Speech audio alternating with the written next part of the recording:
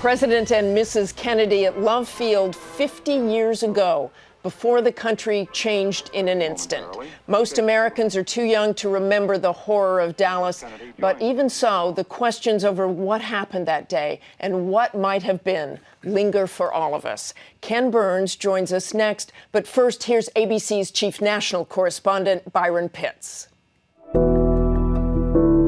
He had it all: good looks, great wealth, immeasurable power. And that gift. Ask not what your country can do for you. Ask what you can do for your country. Not just to deliver words we could hear, but a vision we could see.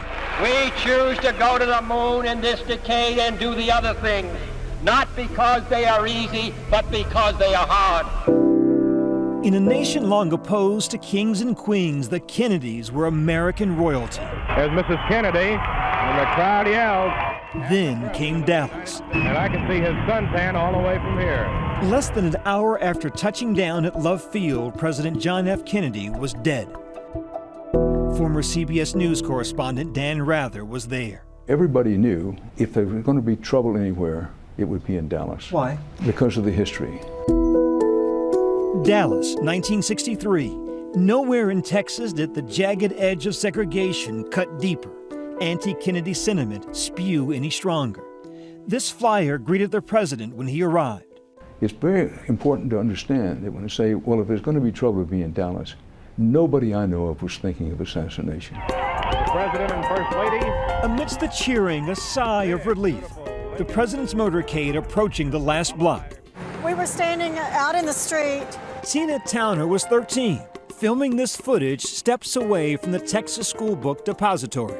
I saw Jackie, pink hat and a pink coat. 2 seconds later, history changed. And I heard 3 gunshots. Stretched out here was this incredible scene. The grassy knoll.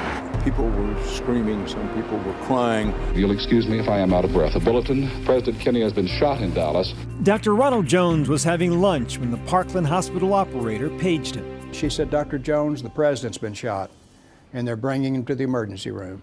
What was your reaction in that moment? A flush still comes over you when you hear that, even today. The first unconfirmed reports say the president was hit in the head. His arms had been placed on arm boards. Any sign of life at all? There was no sign of life, in my opinion. He had a fixed stare. His eyes were open. I never saw him move. I never saw him breathe. President Kennedy died at 1 p.m. Central Standard Time, some 38 minutes ago. Within hours, the new president is sworn in. The accused assassin in jail. I emphatically deny these charges. While questions linger today about Lee Harvey Oswald's role, one thing is certain: he was the first man ever murdered on live TV. In these gut-wrenching, heartbreaking moments, television news had come of age. The indescribable, the indelible. This country pulled itself together. On the important things, we stand united. And in the wake of the Kennedy assassination, one of the most impressive things about the American people and about our country was that we pulled together and stood united. It seems, Dan, it moved you then, it moves you still. Of course, and I have no apology for that.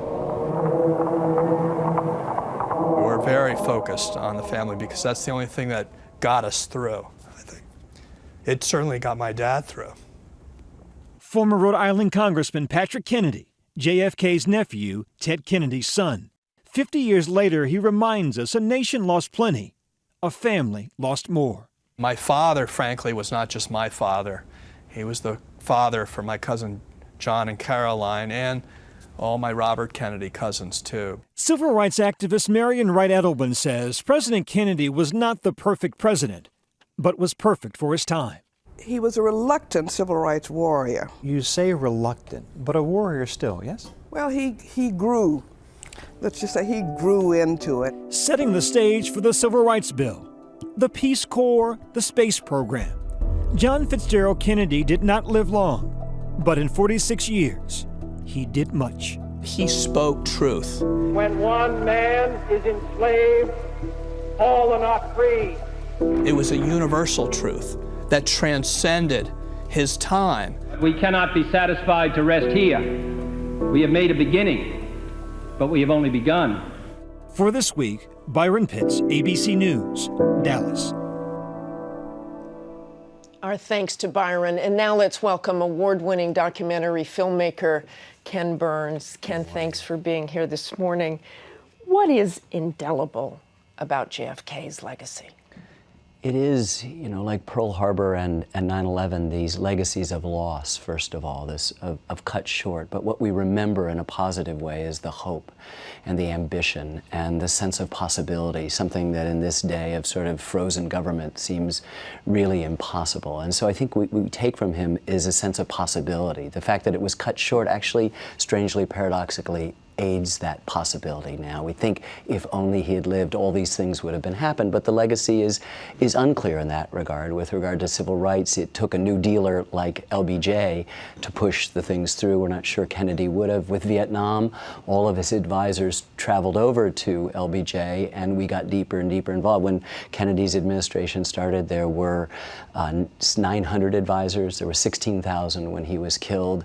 He both agonized over it, and we have that record, but he was also standing firm in the face of humiliations with Khrushchev at Vienna, in the face of other things. This legacy of Kennedy's time will certainly outlive us. Those who weren't. You know what? It's not Camelot. It's Brigadoon. It's this evanescent moment that comes, and we hope, we see it as a dream. It's fleeting, and it just stays there for a couple of seconds, and we wish we could extend it. And we don't know what the future would have been without him, and we invest that legacy with all of our hopes and all of our wishes. He represents the best in us because it was cut short, and I think that's where the legacy, even with the conspiracy theories that continue to abide, it has to do with our seeing him so high and needing to elevate the person who took him away to that same height. It couldn't have just been one lowly person. It had to be a vast conspiracy, and that's a testament to the great man.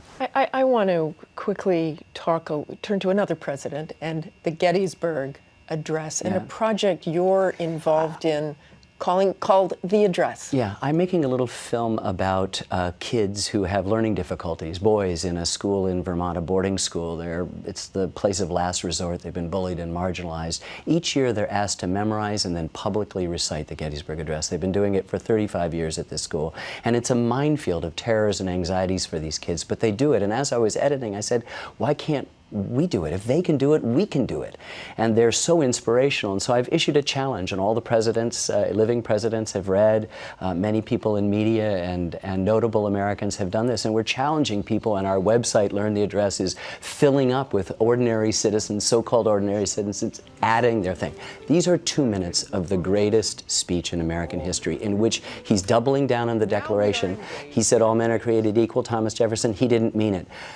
Lincoln said, we mean it, and here are our marching orders, and these are still our marching orders. That is a wonderful project, Ken Burns. Thank you for joining us. And stay with ABC News all week long as we remember the life and legacy of President Kennedy.